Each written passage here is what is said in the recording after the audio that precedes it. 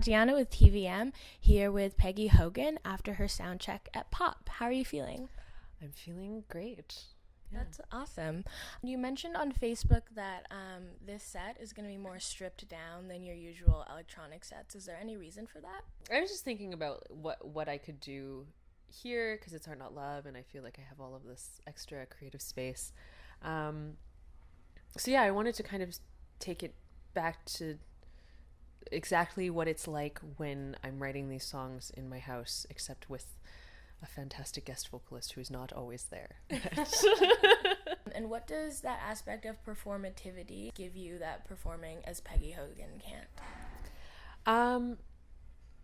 Well, it's funny because this show tonight is probably going to be the closest thing that Hua Li has ever done to Peggy Hogan. Which is kind of a funny thing, but I think especially when I first started the project, it was really about pushing back against what I felt like were constraints for me when I was performing as Peggy Hogan, as this kind of like adult contemporary neo-soul sort of type artist, where there's a specific brand of femininity and there's a specific type of womanhood. There's a specific type of like woman that's respectable as a band leader in that tradition, whereas I didn't feel like I fit into that necessarily. Yeah.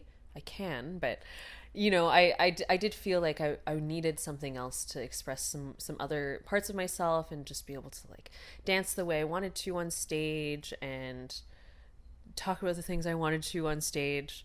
So yeah, Hua Li really came out of that. And now, of course, it's completely taken over as my main project. So, yeah. And when you were first getting into those genres, who were the people that like really spoke to you? It's funny. I was just talking to a friend of mine today about how Lauryn Hill is like I think in my age group at least, like every middle school girl's introduction to hip hop when they live in like white suburbia. Yeah. So I mean, Lauryn Hill was probably some of the first rapping that I ever heard that I thought was like really sonically appealing to me. I think beyond that, Jean Grey was always a big deal for me. Missy Elliott, of course. And then from there, I really started to explore people like Common and Tribe Called Quest. That's actually around the same time that I really got into neo-soul. Yeah. Was when I was discovering all of Common's cohort, you know, Erykah Badu and D'Angelo and Bilal and et cetera, et cetera. So, you know, I think that Soulquarian scene was a really big deal for me for a long time. It was easy to catch me back then. Hit the Lucky Douglas every night. I told her touch cayenne. Rolling in my eyes with that shot and glory. Couldn't have had the chance to see past your style to your fury. See, redesign my destiny. Maybe you got the best. You with your barrel to my justice, I can say. Now I'm in naive, you count me out. But I supersede you, know it. Out of the bases, got a couple, but you're much to really need. And so what's next for you? Where are you headed? There's like a project that I don't know if I'm allowed to talk about yet. Okay. So there may be a very exciting thing happening in the spring. So, you know, because I can't offer any specifics, it might be a good idea to just follow me on the internet for those things. I have a show coming up on October 2nd for the Common Aliens Conference. It's the kind of like closing parties at the Belmont.